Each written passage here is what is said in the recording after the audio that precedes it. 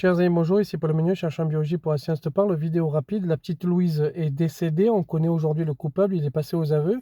Et vous avez un certain nombre d'influenceurs comme Olga, comme Daniel Conversano, qui vous disent que ça ne serait pas arrivé s'ils étaient au pouvoir parce que ils auraient condamné à mort ce garçon-là et donc on diminuerait quelque part le nombre de crimes si on condamne à mort. Alors je pense qu'il est fortement désagréable de faire croire ça aux familles. Et on va regarder quelques chiffres. Si on remet la peine de mort, qu'est-ce qui se passe? En fait, il faut regarder ce qui s'est passé pour le savoir quand on l'a enlevé. Parce qu'il y a peu de pays qui la remettent, mais il y a beaucoup de pays qui l'enlèvent. 1981, en France, le taux d'homicide est de 4 pour 10 000. On parle de 4 10 millièmes. Il est descendu depuis, en fait, chaque année. Alors, il y a des petites variations, bien sûr, interannuelles, mais chaque année, il diminue. On est aujourd'hui à 1, donc aujourd'hui en 2023, c'est la dernière année où on a les chiffres, 1,34 pour 10 000.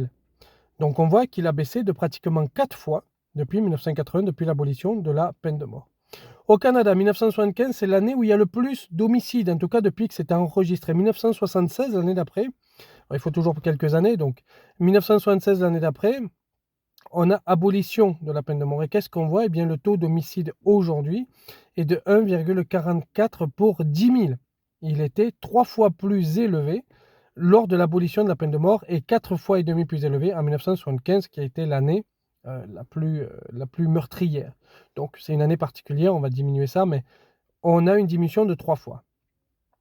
Si on compare deux autres pays qui sont en Asie, Hong Kong et Singapour, l'un des deux pratique la peine de mort, l'autre non, le taux d'homicide, alors que la population, on va dire, est plus ou moins la même, que la culture est plus ou moins la même, etc. Nous avons un taux d'homicide qui est pratiquement identique entre les deux pays, alors que l'un pratique la peine de mort, l'autre non. Ce qu'on voit, c'est que ce n'est pas la peine de mort qui dissuade de tuer, c'est qu'il y a d'autres facteurs qui permettent la diminution du nombre d'homicides, l'éducation, essayer de diminuer le nombre de drogués, etc. L'allocation familiale pour les familles, c'est-à-dire l'aide que le gouvernement va apporter aux familles pour l'éducation des enfants, le taux d'emploi. Il y a beaucoup de paramètres que la sociologie nous donne et qui rentrent en compte. Il est important de tenir ces paramètres-là et de comprendre ces paramètres-là lorsqu'on veut mettre en place une politique. Mais la peine de mort, on le voit, n'a aucune influence sur le taux d'homicide.